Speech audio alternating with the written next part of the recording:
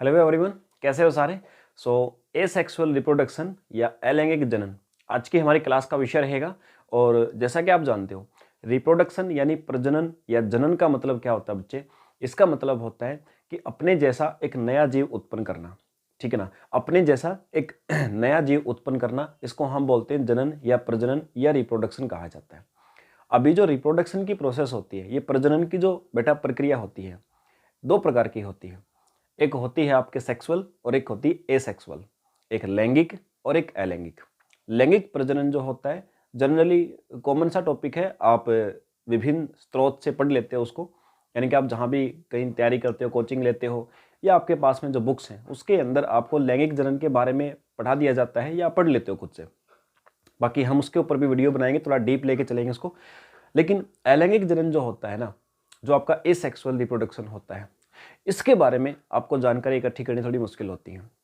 आज की हमारी क्लास का विषय यही रहेगा, अलैंगिक जनन या एसेक्सुअल रिप्रोडक्शन जिसको हम कहेंगे। स्टूडेंट्स, एसेक्सुअल रिप्रोडक्शन और सेक्सुअल, इन दोनों के अंदर डिफरेंस क्या होता है पहले तो छोटा सा ये जान लेते हैं। उसके बाद हम एसेक्सुअल रिप्रोडक्शन को देखेंगे। उसकी जो विभिन्न टाइप होती हैं, विभिन्न प्रकार होते हैं, वो सारे के सारे प्रकार को भी देखा जाएगा उसका। ठीक है। अब टाइप का क्या मतलब सर, देखिए, एसेक्सुअल रिप्रोडक्शन जो होता है वो कई अलग अलग तरीकों से होता है। अलैंगिक जनन जो बच्चे, वो कई अलग अलग तरीकों से होता है सर। वो सारे के सारे तरीके हम पढ़ेंगे। मुख्य रूप से मैं आपको 5 तरीके पर आप बताऊंगा जो अलग अलग ऑर्गेनिजम्स के अंदर होते हैं एसेक्सुअल रिप्रोडक्शन के। चलिए शुरुआत करते हैं। सबसे पहले मैं आपको बताता हूँ कि सेक्सुअल और एसेक्सुअल, इसमें डिफरेंस क्या है। देखिए, सेक्सुअल रिप्रोडक्शन वो होता है, लैंगिक जनन वो होता है जिसके अंदर नए जीव को, नए ऑर्गेनिज्म को पैदा करने के लिए मेल और फीमेल यानी नर और मादा दोनों की जरूरत होती है। दोनों की तरफ से एक एक सेल, कोशिकाएं होती हैं, एक एक सेल होती हैं। दोनों की तरफ से एक एक सेल आती हैं। उन सेल, दोनों सेल से मिलकर के एक सेल बनती है, जिससे किसी नए जीव का विकास होता है। ये होता है बेटा आपका सेक्सुअल रिप्रोडक्शन के अंदर। और जो सेल होती है ना, मेल की तरफ से और फीमेल की तरफ से, पुरुष और मादा की तरफ से जो सेल होती हैं, जिन सेल से मिल करके आपका कोई नया जीव बनता है, उन सेल्स को बेटा गैमेट कहते हैं। क्या कहते हैं? गैमेट कहते हैं बेटा उसको। ठीक है ना, इस बात को आपने याद रखना, गैमेट उसको कहा जाता है। ठीक है, युग्मक भी बोल सकते हैं उसको। चलिए सर, सेक्सुअल रिप्रोडक्शन वो हो गया सर जिसमें मेल और फीमेल की आवश्यकता पड़ती है किसी नए जीव को उत्पन्न करने के लिए। अब सेकंड टाइप जो है ना हमारे पास, जिसको मैं बोलता हूँ एसेक्सुअल, जो हमारी आज की क्लास का विषय है अलैंगिक जनन, जिसको हमें डिटेल में पढ़ना है। ये क्या होता है? सर देखिए, अलैंगिक जनन जो होता है इसके बारे में फर्स्ट थिंग कि ये आपका यूनिपेरेंटल होता है बेटा। ये आपका यूनिपेरेंटल होता है। यूनिपेरेंटल का मतलब क्या होता है? इसके अंदर यूनि का मतलब सिंगल पेरेंट्स की आवश्यकता होती है। सिंगल पेरेंट यानी कहने का मतलब है कि नए जीव को उत्पन्न करने के लिए इस माध्यम के अंदर, इस तरीके के अंदर आपको नर और मादा, मेल और फीमेल की आवश्यकता नहीं होती है। कोई भी एक, इनमें से कोई भी एक होगा, वो खुद से ही एक नए जीव को उत्पन्न कर देगा। ठीक है, तो इसका मतलब होता है यूनिपेरेंटल। यानी आपसे पूछे कि जो आपका एसेक्सुअल रिप्रोडक्शन होता है वो बताइए कैसा होता है, तो आपको बताना यूनिपेरेंटल होता है। यूनिपेरेंटल का मतलब होता है नए जीव को उत्पन्न करने के लिए बेटा अलग अलग आपको नर और मादा की आवश्यकता नहीं होती। एक ही आपका जो पेरेंट है वो उत्पन्न कर देगा किसी को, नए जीव को या नए ऑर्गेनिज्म को। ठीक है सर, पहली बात। दूसरी बात, एसेक्सुअल रिप्रोडक्शन जो होता है ये गैमेटोजेनेसिस होता है। गैमेटोजेनेसिस होता है। ये टर्म आप याद रखना बेटा, हिंदी मीडियम के अंदर भी ये जो टर्म्स है ना, ये इंग्लिश वाली टर्म से आपकी हिंदी में लिखी हुई मिलेंगी आपको। और हिंदी में लिखा कैसे जाता है, इसको मतलब क्या होता है वो मैं आपको समझा रहा हूँ। जैसे मैंने यूनिपेरेंटल का मतलब बताया कि पेरेंट्स में से किसी भी एक की आवश्यकता होती है, एक ही जीव अगले जीव को उत्पन्न कर देता है। एक गैमेटोजेनेसिस का मतलब क्या है? देखिए, एक गैमेटोजेनेसिस का मतलब होता है कि देखिए, ह्यूमन्स के अंदर क्या होता है, ह्यूमन्स के अंदर किसी भी नए ऑर्गेनिज्म को प्रोड्यूस करने के लिए या नए जीव को उत्पन्न करने के लिए एक सेल चाहिए होती है मेल की तरफ से, एक सेल होती है फीमेल की तरफ से। तो वो जो सेल होते हैं वो गैमेट कहा जाता है, यानी गैमेट की आवश्यकता होती है। लेकिन यहाँ लिखा ए गैमेटोजेनेसिस, इसका मतलब है कि नए जीव को उत्पन्न करने के लिए इस तरीके के अंदर, इस माध्यम के अंदर किसी भी गैमेट की आवश्यकता नहीं होती, यानी किसी भी मेल या फीमेल सेल की आवश्यकता नहीं होती है। इसीलिए इसको क्या बोला जाता है? एक गैमेटोजेनेसिस कहा जाता है। क्लियर है स्टूडेंट्स? ठीक है सर, ओके। एक और इसको नाम लिया जाता है, अलैंगिक जनन को क्या कहा जाता है? सोमेटोजेनोसिस, ठीक है, सोमेटोजेनोसिस, सोमेटोजेनोसिस भी कहा जाता है इसको। सोमेटोजेनोसिस का मतलब क्या होता है ये और समझो। सोमेटोजेनोसिस का मतलब होता है देखिए, ह्यूमन बॉडी के अंदर जिस प्रकार से दो प्रकार की सेल होती हैं, एक सेल ऐसी होती है जिसको सेक्स सेल कहा जाता है, लिंग सेल कहा जाता है, एक होती है जिसको हम सोमेटिक सेल कहते हैं, यानी कायिक कोशिकाएं कहते हैं। सोमेटिक सेल यानी कायिक सेल यानी कायिक कोशिकाएं कहते हैं। ये सेल वाले चैप्टर में मैंने आपको बायोलॉजी जो अपने चैनल पे करवा रखी है उसमें आपको समझा भी रखा मैंने। सो ह्यूमन्स के अंदर दो प्रकार की सेल होती हैं, एक सोमेटिक एक सेक्स सेल। सेक्स सेल कौन सी होती हैं? जो बच्चे का लिंग निर्धारण करती हैं कि मेल होगा कि बच्चा फीमेल होगा, लड़का होगा लड़की होगी, उनको सेक्स सेल बोलते हैं। इसके अलावा हमारे पूरी बॉडी के अंदर जो सेल होती हैं, कोशिकाएं होती हैं, उनको हम सोमेटिक सेल कहते हैं, कायिक कोशिकाएं कहते हैं, ठीक है। सो ह्यूमन के अंदर जब बच्चे का जन्म होता है तो वो किसके द्वारा डिसाइड होता है? सेक्स सेल के द्वारा डिसाइड होता है, ठीक है ना, लिंग सेल या लिंग कोशिकाएं के द्वारा निर्धारित होता है। लेकिन जिन जीवों के अंदर, जिन ऑर्गेनिजम्स के अंदर नए जीव को उत्पन्न करने के लिए मेल फीमेल की आवश्यकता ही नहीं है, तो वहाँ पे सेक्स सेल होंगे ही नहीं। अब सेक्स सेल नहीं होंगी तो बाकी की सेल कौन सी होंगी? वहाँ पे सोमेटिक सेल होंगी। सोमेटिक सेल यानी कायिक कोशिकाएं। तो जो नया जीव उत्पन्न होगा वो कौन सी कोशिकाओं से उत्पन्न होगा? कायिक कोशिकाओं से उत्पन्न होगा, सोमेटिक सेल से उत्पन्न होगा। तो जिन जीवों के अंदर जो आपका नया जीव है वो कायिक कोशिकाओं से उत्पन्न हो, सोमेटिक सेल से उत्पन्न हो, तो उसको बोलते हैं सोमेटोजेनोसिस। यानी एसेक्सुअल रिप्रोडक्शन जो होता है वो कैसा होता है? सोमेटोजेनोसिस होता है। एक गैमेटोजेनोसिस, सोमेटोजेनोसिस और यूनिपेरेंटल। ये तीन खास बातें, तीनों पहचान बता दी मैंने आपको। डेफिनेशन के तौर पे आप तीनों में से किसी भी बात को लिख सकते हो। सो एसेक्सुअल रिप्रोडक्शन हमारा क्या होगा? जिसमें आपको अलग अलग माता पिता या मेल या फीमेल की आवश्यकता नहीं होती है। मेल या फीमेल से किसी प्रकार की गैमेट की आवश्यकता नहीं होती, यानी सेल की आवश्यकता नहीं होती। तीसरा, आपको ये जो नया जीव बनेगा वो सोमेटिक सेल से बनेगा, सेक्स सेल से नहीं बनेगा, सोमेटिक सेल से बनेगा, कायिक कोशिकाओं से बनेगा। दो प्रकार की सेल होती है, मैं आपको सेल वाले चैप्टर में बता चुका, ठीक है ना। चलिए, तीन बातें हमें क्लियर हो गई सर एसेक्सुअल रिप्रोडक्शन के अंदर। और प्रॉपरली अगर सर एक ओवरव्यू के तौर पे हमसे कोई डेफिनेशन पूछ ले कि एसेक्सुअल रिप्रोडक्शन या अलैंगिक जनन क्या होता है, सर हम साफ साफ बोल देंगे जिसमें मादा और पुरुष की आवश्यकता नहीं होती, यानी जिसमें मेल फीमेल की आवश्यकता नहीं होती, एक अकेला पेरेंट ही बच्चे को, नए जीव को जन्म दे देता है, उसको बोलते हैं सर एसेक्सुअल रिप्रोडक्शन। ठीक है सर, बेसिक सी बात हमें क्लियर हो गई। अब इससे नेक्स्ट एक और बात इसके बारे में आपको बताता हूँ कि किसी भी ऑर्गेनिज्म से, किसी भी ऑर्गेनिज्म यानी किसी भी जीव से जो नया जीव यानी नया ऑर्गेनिज्म जो बनेगा वो पहले वाले जीव का क्या होगा? वो पहले वाले जीव का बिल्कुल क्लोन होगा, यानी बिल्कुल पहले वाले जीव की कॉपी होगी, बिल्कुल डिट्टो कॉपी होगी। यानी पहले जो ऑर्गेनिजम्स था, जिस ऑर्गेनिज्म से एक नया जीव बना है, तो नया जीव बिल्कुल पहले वाले की कॉपी, सारे के सारे करेक्टर बिल्कुल A to Z वहीं के वहीं होंगे। अब ह्यूमन्स के अंदर देखो, जैसे अब हमारे द्वारा अगर किसी बच्चे का जन्म होता है तो उस बच्चे के अंदर हमारी प्रॉपर्टी तो होती है, लेकिन उसके अंदर अलग से भी उसकी प्रॉपर्टी होती है, अलग से भी उसके अंदर गुण होते हैं कुछ, ठीक है, वो हमारा क्लोन नहीं होता है, ठीक है। तो लेकिन एसेक्सुअल रिप्रोडक्शन के अंदर कोई भी नए जीव का जो जन्म होगा तो वो नया जीव जो होगा ना बिल्कुल क्लोन होगा, कॉपी होगा पहले वाले के। क्लियर है बात? ठीक है सर, इतना हमें क्लियर हो गया सर कि एसेक्सुअल रिप्रोडक्शन क्या होता है। और आई थिंक स्टूडेंट्स, मैं बार बार रिपीट करके बोल रहा हूँ एक बात को, आपको ये चीज़ें है ना, ये आपको ये चीज़ें क्या है बिल्कुल क्लियर हो गई होंगी, आपको दिमाग में छप भी गई होंगी। सो कंसंट्रेट करो मेरे शब्दों के ऊपर, ये चीज़ें आपको क्लास खत्म करोगे तो आधी से ज़्यादा वैसे ही आपको याद हो जाएंगी, ठीक है। चलिए, सो डेफिनेशन के बाद ये जो एसेक्सुअल रिप्रोडक्शन है, अलैंगिक जनन है, इसके मेथड्स करते हैं, इसके टाइप्स करते हैं कि अलग अलग ऑर्गेनिजम्स के अंदर सर किस किस प्रकार से ये रिप्रोडक्शन होता है, सर ये प्रजनन होता है। चलिए, सो इसको मैं एक बार क्लियर करता हूं।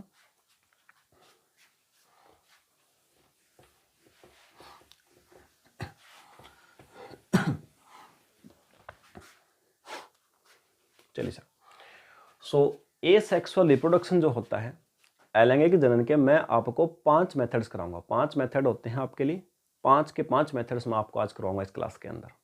अब देखिए स्टूडेंट्स, 5 मेथड्स में से होते कौन कौन से, मैं एक बार मेथड्स के नाम लिख देता हूं आपके सामने। फर्स्ट एक मेथड होता है जिसको हम बोलते हैं सर फिजन, जिसको हम बोलते हैं सर फिजन, या इसको कहा जाता है सर विखंडन। फिजन या विखंडन इसको कहा जाता है। दूसरा मेथड होता है सर एसेक्सुअल रिप्रोडक्शन का, जिसको हम कहते हैं सर बडिंग, जिसको हम कहते हैं सर बडिंग, बडिंग या सर इसको कहा जाता है मुकुलन, बडिंग या सर इसको कहा जाता है मुकुलन। तीसरा एक मेथड होता है सर, इस मेथड को कहा जाता है sir spore formation, spore formation कहा जाता है सर। ठीक है, स्पोर फॉर्मेशन का मतलब होता है सर बीजाणु निर्माण। ठीक है, बीजाणु निर्माण। और फोर्थ मेथड होता है एसेक्सुअल रिप्रोडक्शन का, जिसको हम कहते हैं sir regeneration, regeneration sir, regeneration यानी सर पुनर्निर्माण, पुनर्निर्माण जिसको कहा जाता है। ठीक है, और एक पांचवा मेथड होता है सर जिसको कहते हैं vegetative, vegetative propagation, vegetative propagation जिसको हम बोलते हैं। ठीक है, वेजिटेटिव प्रोपेगेशन या इसको हिंदी में कहा जाता है कायिक प्रवर्धन, कायिक प्रवर्धन इसको कहा जाता है स्टूडेंट्स। सो ये 5 मेथड्स आपके पास है, पांचों के पांचों इसी क्लास के अंदर मैं आपको समझाऊंगा विद एग्जांपल, और मेरे शब्दों पे कंसंट्रेट कीजिएगा आप लोग। सारे के सारे आपको बिल्कुल आज आपके माइंड के अंदर सेट करके आपको इस क्लास के बाद भेजूंगा मैं। ठीक है ना, पिछली क्लास के अंदर जिस प्रकार से हमने ऑक्सीडेशन नंबर किया था बिल्कुल आपके माइंड में सेट हो गया होगा, प्रैक्टिस आपने अगर किया होगा तो। ठीक है, उसी प्रकार से आज का जो हमारा है एसेक्सुअल रिप्रोडक्शन, अलैंगिक जनन के जो वेरियस मेथड हैं किस किस तरीके से होता है वो हम पढ़ेंगे। अभी तक हमने सिर्फ इतना जाना है कि सर एसेक्सुअल रिप्रोडक्शन के अंदर अलग अलग मेल फीमेल की आवश्यकता नहीं होती है, किसी प्रकार की कोई सेल की आवश्यकता नहीं होती जो मेल फीमेल से आती हैं। ठीक है, और सर जो बच्चा कोई भी नया जीव बनेगा वो सर बिल्कुल अपने पेरेंट के सेम मिलेगा। ये 3-4 बातें हमने सीखी हैं अभी तक। अब सर ये एसेक्सुअल के अंदर ये तो हमने देख लिया सर होगा क्या, लेकिन होता कैसे है वो कैसे जानने के लिए हमारे पास 5 मेथड्स हैं। वो 5 मेथड्स हमारे पास कैसे जानने के लिए, अब कैसे कैसे जानेंगे, आइए फर्स्ट मेथड पे आ जाइए। पहला मेथड हमारा जो होगा जिसको हम बोलेंगे फिजन, फिजन जिसको बोलेंगे विखंडन। वैसे तो नाम से ही आपको दिख रहा है कि सर विखंडन का मतलब टूटना होता है, तो इस मेथड के अंदर भी टूटेगा ही सिस्टम, तभी एक नया जीव बनेगा। कैसे बनेगा देखिए, देखिए विखंडन के अंदर क्या होता है, कोई भी ऑर्गेनिज्म, कोई भी ऑर्गेनिज्म वो क्या करता है, वो सर ब्रेक हो जाता है, टूट जाता है सर, ब्रेक हो जाता है, टूट जाता है सर, और टूट करके इस ऑर्गेनिज्म से टूट करके एक नया ऑर्गेनिज्म बन जाता है सर, और यही होता है आपका फिजन, विखंडन। तो देखिए पुराने ऑर्गेनिज्म से एक नया ऑर्गेनिज्म बन गया। जैसे कि मान लीजिए एक कोई इस प्रकार का ऑर्गेनिज्म होगा, वो ऑर्गेनिज्म क्या करेगा सर, ग्रोथ करेगा। ग्रोथ करने के बाद ये ऑर्गेनिज्म क्या करेगा सर, एक जब इसको फेवरेबल कंडीशन मिलेंगी तो सर ये 1 की बजाय 2 के अंदर टूट जाएगा। यही आपका 1 से 2 के अंदर टूट जाएगा सर, यही प्रोसेस होती है। तो देखो एक नया जीव बन गया ना, ये पहले वाला जीव, और एक नया जीव बन गया, इससे न्यू ऑर्गेनिज्म बन गया, तो रिप्रोडक्शन हो गया। तो यही रिप्रोडक्शन का जो मेथड होता है उसको बोलते हैं फिजन या विखंडन। ये सिर्फ मैंने आपको समझाने के लिए बताया, इसको डिटेल में कराऊंगा हम आपको अभी, अलग अलग ऑर्गेनिजम्स के अंदर बताऊंगा किस प्रकार से होता है, ये कौन कौन से ऑर्गेनिजम्स हैं जिनके अंदर ये वाला प्रोसेस होता है। ठीक है, सो अब डिटेल में करेंगे हम इसको। तो इतना आपको समझ में आया कि फिजन का मतलब सर एक ऑर्गेनिज्म 1 से ज़्यादा में टूट जाता है और नए ऑर्गेनिजम्स बन जाते हैं, यही मेथड होता है सर फिजन। तो इसके अंदर देखो मेल फीमेल की कोई आवश्यकता नहीं हुई, जो भी ऑर्गेनिज्म था वही टूट के एक नया बना लिया उसने। चलिए, अब फिजन जो है सर ये 2 प्रकार का होता है। फिजन जो है सर 2 प्रकार का होता है। एक होता है सर जिसको हम कहते हैं बाइनरी, बाइनरी सर, या सर इसको बोलते हैं द्विविखंडन, द्विविखंडन सर, बाइनरी।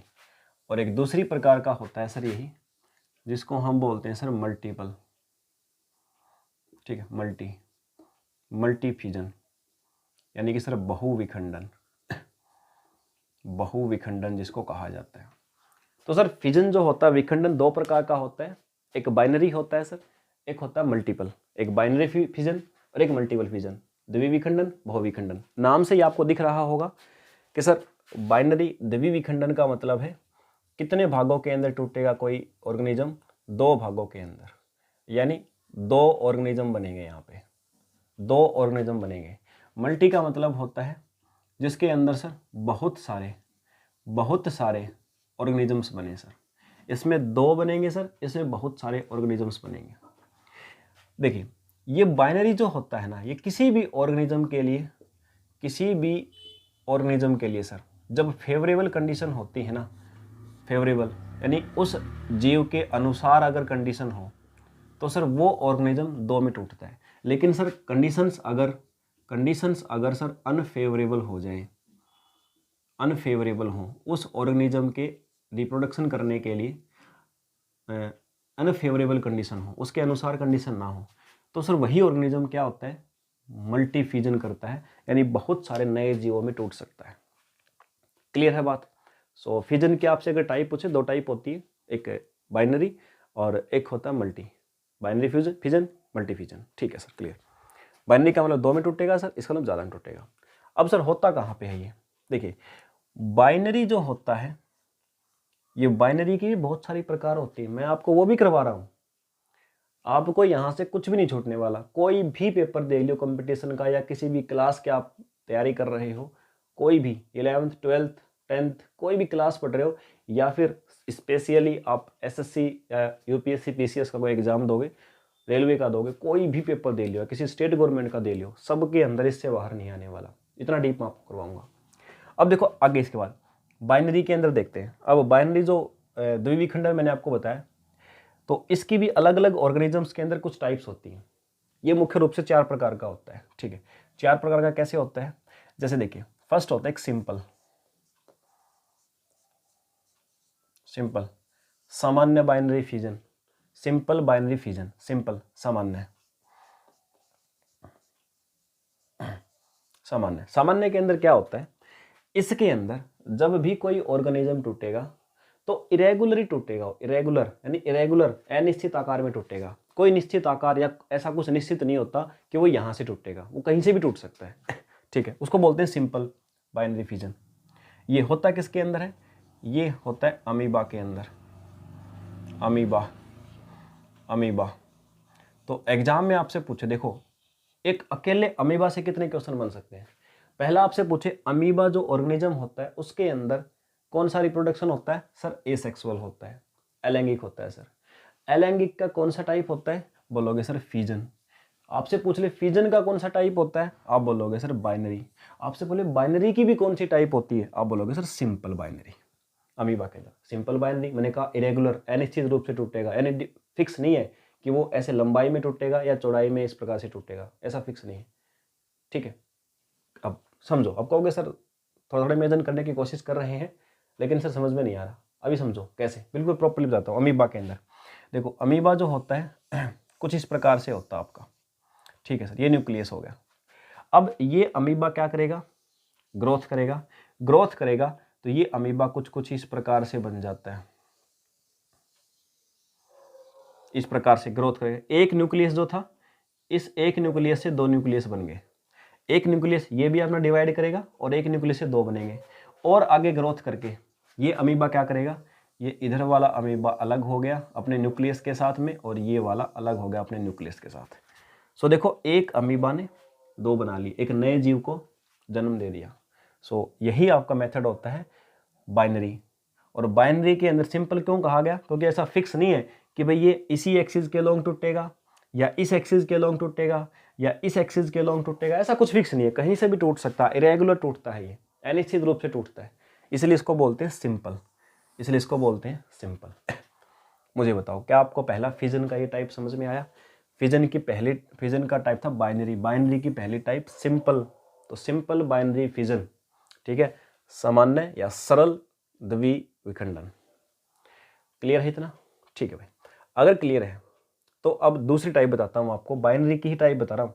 देखिए मल्टीपल की कोई टाइप नहीं होती, मल्टीपल तो खुद होता है, बाइनरी की टाइप बता रहा हूँ। एक सिंपल हो गई, अब दूसरी टाइप देखो। तो इसको आई थिंक मैं इरेज कर सकता हूँ क्या, स्क्रीनशॉट आप ले लिया करो, साथ साथ उसके बाद राइट कर लिया करो। अदरवाइज प्ले स्टोर पर जाके अपनी ऐप असीम भारद्वाज को डाउनलोड करो, उसी ऐप के ऊपर ये है, और जल्दी ही उसके ऊपर साइंस स्पेशल का बैच भी आने जा रहा है, ठीक है। सो जिसको इन्फॉर्मेशन लेनी हो कमेंट करके आप बता सकते हो। चलिए सर, सो इसको मैं एक बार इरेज करता हूँ। ये सिंपल पहली टाइप थी, ये बाइनरी की पहली टाइप थी सिंपल सर, ठीक है सर। अब दूसरी कौन सी टाइप होती है, दूसरी एक टाइप होती है सर जिसको कहा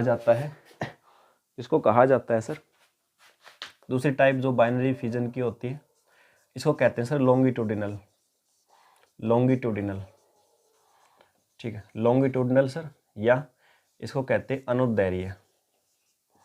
अनुदैर्घ्य। लॉन्गिट्यूडिनल का मतलब होता है सर कोई भी ऑर्गेनिज्म जो होगा वो ऑर्गेनिज्म जो है ना सर वो अपने वर्टिकल सर ऊर्ध्वाधर रूप से टूटेगा। वर्टिकल कैसे सर, समझ में नहीं आया, वर्टिकल कैसे टूटेगा? एग्जाम्पल देखो, पहले तो एग्जाम्पल होता है इसका युगलिना इसका एग्जाम्पल है। अब देखो युगलिना को ही देख लेते हैं कैसे टूटता है। देखो युगलिना जो होता है आपका कुछ इस प्रकार का होता है, युगलिना जो ये इसके अंदर न्यूक्लियस हो गया। अब ये युगलिना क्या करेगा, ग्रोथ करेगा, और ग्रोथ करने के बाद में ग्रोथ करने के साथ साथ इस प्रकार से ये न्यूक्लियस एक जो था ये दो बनने लग जाएंगे इसके, ठीक है। इस प्रकार से इसने क्या किया, इसने ग्रोथ कर लिया, और ग्रोथ करने के कुछ समय के बाद अब क्या होगा,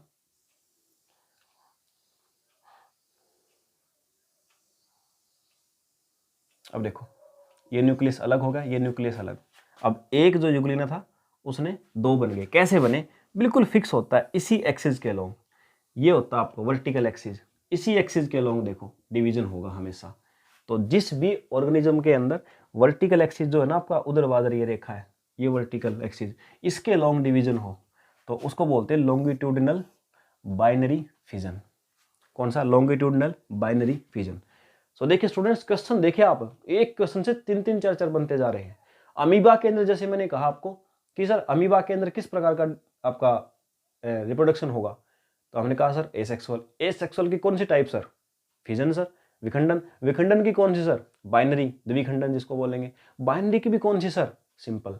अब इसी प्रकार से युगलिना के बारे में पूछे कि युगलिना के अंदर कौन सा रिप्रोडक्शन का तरीका होता है, एसेक्सुअल। एसेक्सुअल में कौन सा सर, आप बताओगे बाइनरी की कौन सी टाइप सर, लॉन्गिट्यूडिनल टाइप से होता है।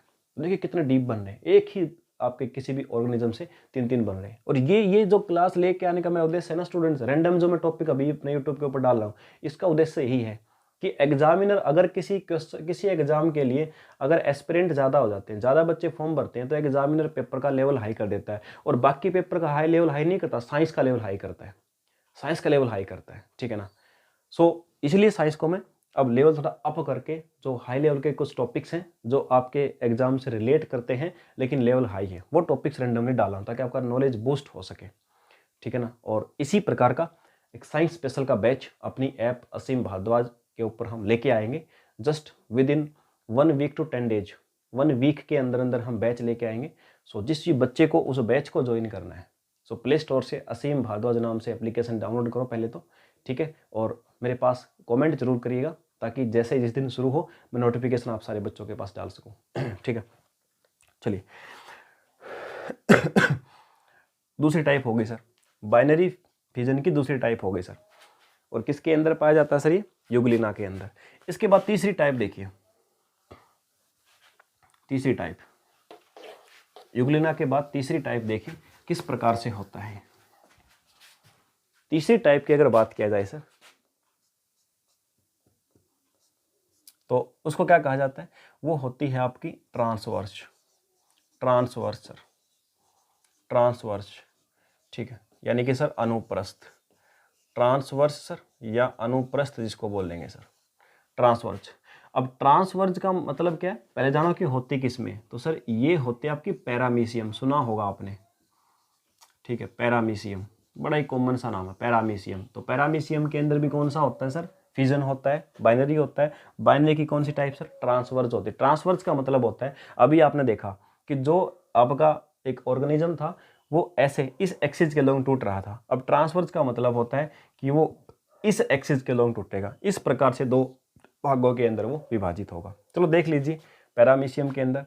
सो पैरामीशियम जो होता है ना सर, उसकी अगर बात किया जाए इस प्रकार से, ये एक न्यूक्लियस होता है, एक दूसरा न्यूक्लियस, दो न्यूक्लियस होते हैं इसके अंदर वैसे पैरामीशियम के अंदर।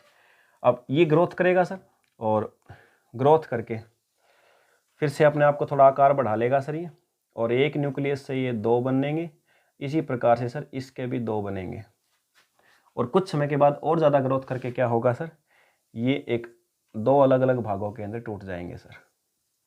ठीक है, 2 अलग अलग भागों के अंदर टूट जाएगा सर ये इस प्रकार से।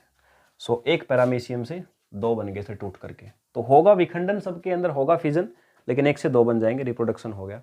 तो ये जो मेथड होता है इसको बोलते हैं ट्रांसवर्स। तो देखो आप सॉरी एक चीज़ हमने गड़बड़ कर दी, ये जो टूटेगा ना, यहाँ पे मैं इसको थोड़ा अलग तरह से लिख देता हूँ, इसको ऐसे करो आप, ये टूटेगा ना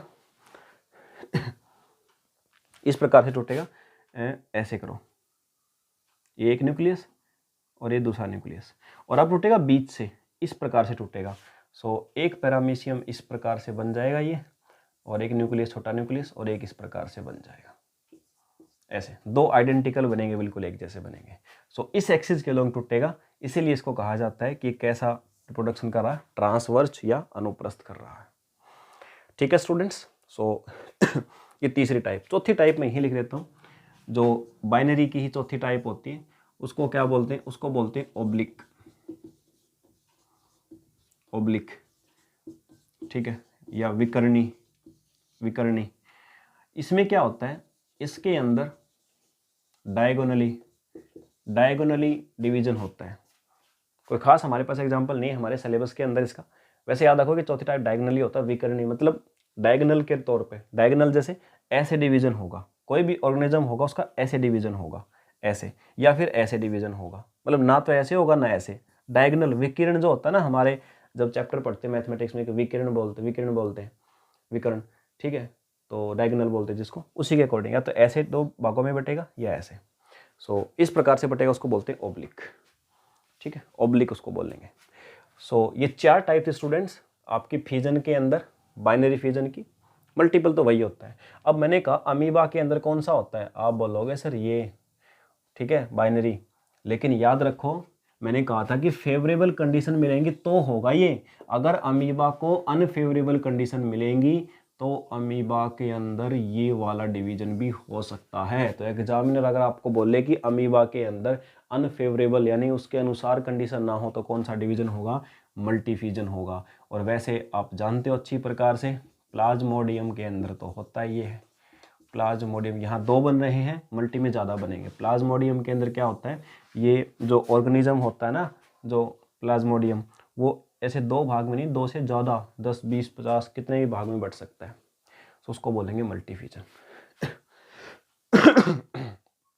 ठीक है, चलिए सो मैं इसको क्लियर करता हूँ।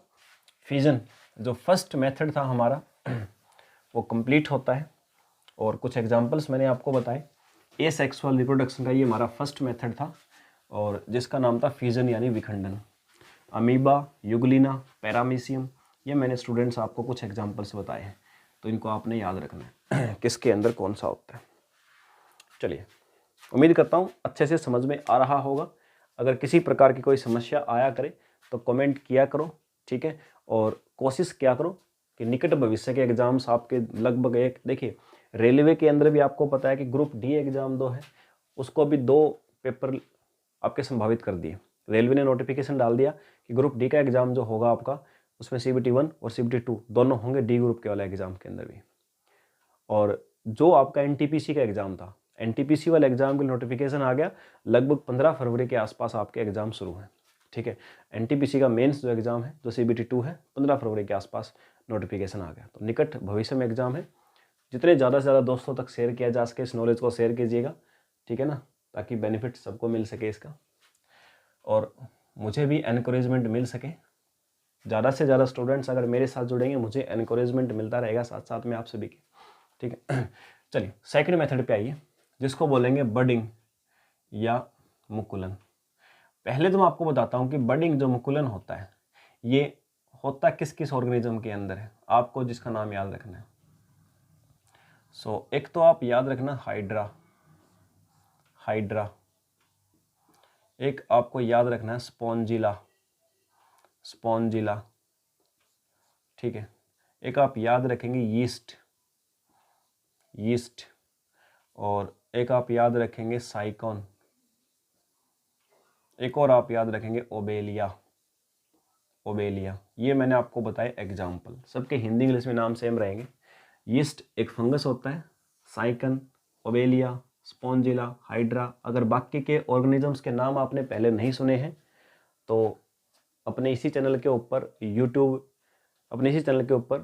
पे एक अपनी प्लेलिस्ट मिलेगी आपको बायोलॉजी के नाम से प्लेलिस्ट मिलेगी, जिसके अंदर मैंने 35 लेक्चर डाल रखे हैं सीरीज में, पूरी बायोलॉजी कंप्लीट करवा रखी है।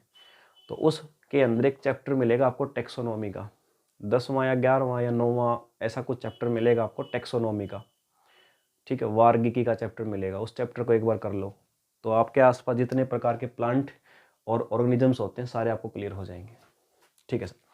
तो बडिंग इन ऑर्गेनिजम्स के अंदर होता है सर, इतना तो हमने जान लिया।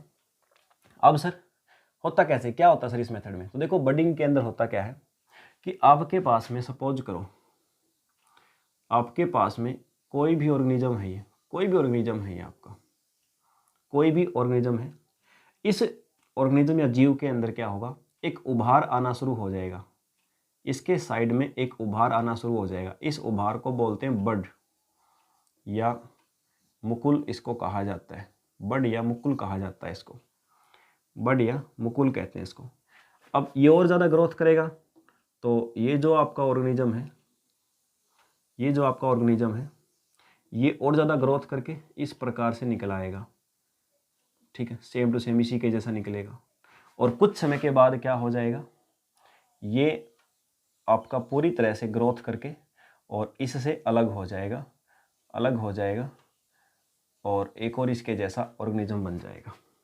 ये होता है। तो बडिंग इसी को बोलते हैं। पहले एक उभार निकलेगा, एक आउट ग्रोथ निकलेगी जो कि बढ़ती इससे अलग हो जाएगी और एक नया ऑर्गेनिज्म बन जाएगा, एक नया जीव बन जाएगा। सो यही प्रोसेस होती है स्टूडेंट्स बडिंग आपकी। किस किस के अंदर होती है बता दें मैंने, हाइड्रा, स्पॉन्जिला, यीस्ट, साइकन, ओबेलिया जिसको हम बोलेंगे, ये ऑर्गेनिजम्स आपके होते हैं, ठीक है। चलिए, सो दूसरा मेथड था आपका एसेक्सुअल रिप्रोडक्शन का, जिसका नाम था बडिंग या मुकुलन। इसके बाद स्पोर फॉर्मेशन यानी बीजाणु निर्माण। स्पोर फॉर्मेशन या बीजाणु निर्माण के अंदर क्या होता है और कौन से ऑर्गेनिजम्स के अंदर ये होता है, रिप्रोडक्शन का मेथड जान लेते हैं। देखिए स्पोर फॉर्मेशन में क्या होगा, लगभग थोड़ी सी क्या होती है, ये आपका फिजन के जैसा ही होता है। इसमें क्या होता है कि मान लीजिए कोई भी ऑर्गेनिजम्स है, ये उसके अंदर न्यूक्लियस है, कोई भी ऑर्गेनिज्म है, तो ये ऑर्गेनिज्म जो इसका न्यूक्लियस है, ये क्या करेगा, इसके अंदर ये न्यूक्लियस डिवाइड करके बहुत सारे न्यूक्लियस बना लेगा, ये न्यूक्लियस डिवाइड करके बहुत सारे न्यूक्लियस बना लेगा और इनके चारों तरफ एक मेम्ब्रेन बन जाती है, तो इनको बोलते हैं स्पोर, बीजाणु बोलते हैं।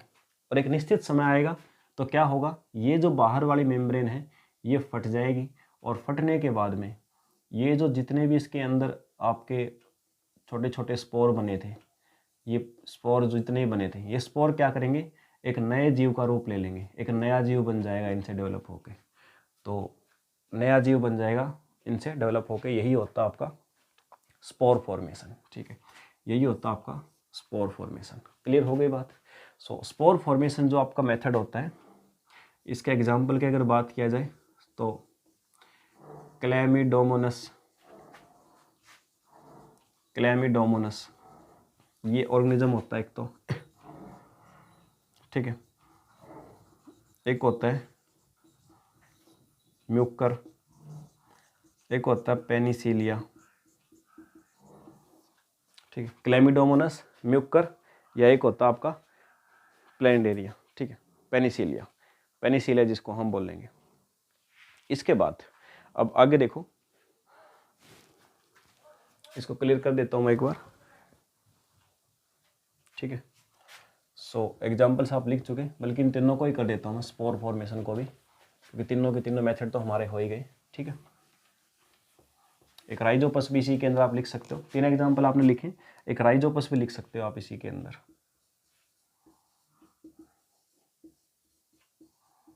राइजोपस भी लिख सकते हो, ये भी इसी के अंदर काउंट होता है आपका स्पोर फॉर्मेशन के अंदर। चलिए, सो स्क्रीनशॉट ले लिया करो साथ साथ में आप सारे के सारे। नाउ नेक्स्ट मेथड हमारा रीजनरेशन जो मेथड होता है ना, इसमें क्या होता है, मान लीजिए कोई भी ऑर्गेनिज्म है, इस ऑर्गेनिज्म को आपने क्या कर दिया, कोई भी ऑर्गेनिज्म मान लीजिए, इसका क्या हो गया, एक्सीडेंटली या किसी प्रकार से हमने इसको चाकू से काट दिया, चाकू से काट दिया हमने छोटे छोटे भाग में, इसको चाकू से काट दिया। इस ऑर्गेनिज्म को चाकू से काट दोगे ना, तो ये जो जितने भी आपने इसके हिस्से किए हैं, ये सारे के सारे हिस्से एक नए जीव के रूप में, एक नए ऑर्गेनिज्म के रूप में डेवलप हो जाएंगे। तो एक नया जीव बन जाएगा और बहुत सारे नए जीव बनेंगे, नए ऑर्गेनिज्म बनेंगे, रीजनरेट हो गए सारे। इसी मेथड को कहते हैं रीजनरेशन। ठीक है, ये होता किसके अंदर है?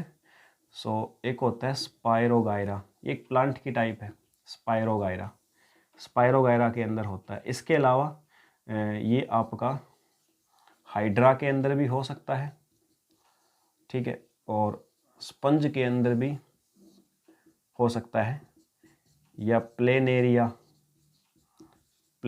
के अंदर। तो spirogyra, hydra, sponge, planaria. Evenly आप अगर देखें तो हाइड्रा जो होता है ना, आप अगर इसके 1/6 मिलीमीटर के टुकड़े कर दोगे ना, छोटे छोटे, तो भी ये जीवित हो जाएगा दोबारा से, टुकड़े सारे टुकड़े जीवित हो जाएंगे नए जीव के रूप में। ठीक है ना, अभी तक आपने सिर्फ मूवी में देखा था, बट ये एक्चुअल में भी होता है। ये कोई बहुत जादुई शक्तियाँ नहीं है, ठीक है ना, ये सारे प्रकृति के नियम हैं। हर ऑर्गेनिज्म को अपनी तरफ से एक शक्ति दी है उसने। ठीक है, चलिए इसके बाद एक लास्ट है वेजिटेटिव प्रोपेगेशन। वेजिटेटिव प्रोपेगेशन, इसको मैं क्लियर कर देता हूँ एक बार।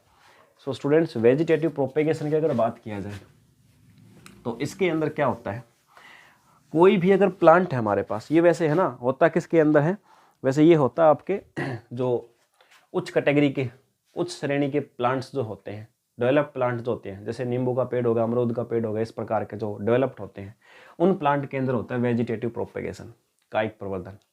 होता कैसे, इसके अंतर्गत किसी भी प्लांट की लीफ या स्टेम या सीड, यानी उस प्लांट के किसी ना किसी पार्ट को हम ले लेते हैं और उस छोटे से पार्ट से हम एक नया प्लांट ग्रो करवा देते हैं, उसी को बोलते हैं वेजिटेटिव प्रोपेगेशन।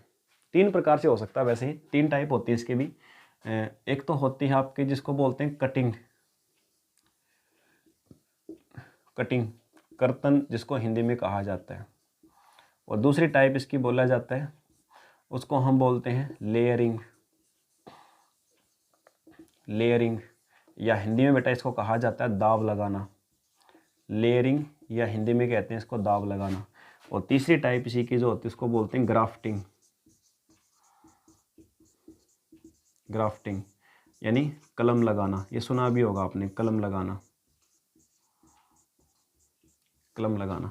ठीक है, 3 प्रकार होते हैं इसके। कटिंग का मतलब क्या होता है, कटिंग का मतलब यही है कि कोई भी पार्ट, किसी भी प्लांट का कोई भी पार्ट या कोई भाग हमने ले लिया, कोई भी हमने भाग ले लिया, उस भाग से हमने क्या किया, एक नया प्लांट को ग्रो करवा दिया, उसको बोलते हैं कटिंग। लेयरिंग का मतलब होता है कि सपोज करो ये आपके पास किसी भी चीज़ का एक पेड़ था, ठीक है, ये आपके पास किसी भी चीज़ का एक पेड़ है। आपने क्या किया, इस प्लांट के अंदर आपने इसकी एक टहनी को पकड़ के और मिट्टी में दबा दिया, दाव लगा के मिट्टी में दबा दिया। आपने इस प्लांट के एक टहनी को पकड़ के मिट्टी में दबा दिया। कुछ समय के बाद क्या होगा, इस जो स्टेम है ना, इस पार्ट से रूट निकल के आ जाएंगी और इसको आप यहाँ से काट दोगे।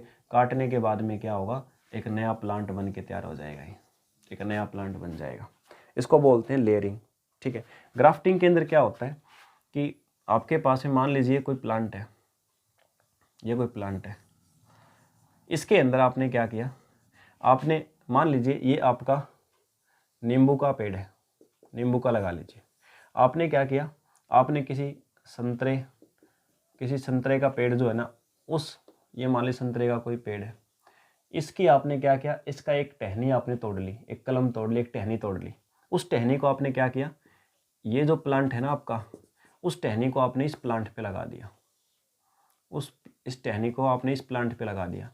तो कुछ टाइम के बाद क्या होगा, ये जो टहनी है ये भी यहीं पे ग्रोथ करनी शुरू कर देगी, ग्रोथ करेगी और इसके ऊपर भी आपके फ्रूट्स लगने स्टार्ट हो जाएंगे।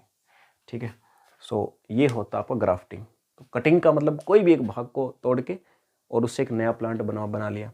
लेयरिंग का मतलब किसी प्लांट के एक पार्ट को झुका के मिट्टी में दबा दो और उसको कनेक्ट रहने दो, तो वहाँ पे रूट निकल के आ जाएंगी और एक नया प्लांट बन जाएगा। ग्राफ्टिंग का मतलब होता है एक पेड़ की टहनी तोड़ के दूसरे पेड़ की टहनी पे लगा दो, सो उससे भी ग्रोथ कर जाएगा। ठीक है, तो ये भी रिप्रोडक्शन तो हो गया। रिप्रोडक्शन का मतलब कोई नए फल फ्रूट या नया प्लांट या नया ऑर्गेनिज्म उत्पन्न करना, यही तो होता है रिप्रोडक्शन। सो ये हमारा 5वां मेथड था स्टूडेंट्स, जिसको हम बोलेंगे वेजिटेटिव प्रोपेगेशन। सो ये आज की कक्षा के अंदर हमारा एसेक्सुअल रिप्रोडक्शन या अलैंगिक जनन कंप्लीट होता है। किसी बच्चा किसी प्रकार का डाउट हो सो आप कमेंट कीजिएगा और अपनी कक्षा को जितने भी आपके नॉन आपके दोस्त हैं और अपनी व्हाट्सअप या फेसबुक के ऊपर स्टेटस लगा लीजिए ताकि सभी बच्चों तक कक्षा पहुंचाया जा सके। सो इसके बाद मिलते हैं अगले एक नए टॉपिक के साथ अगली क्लास में।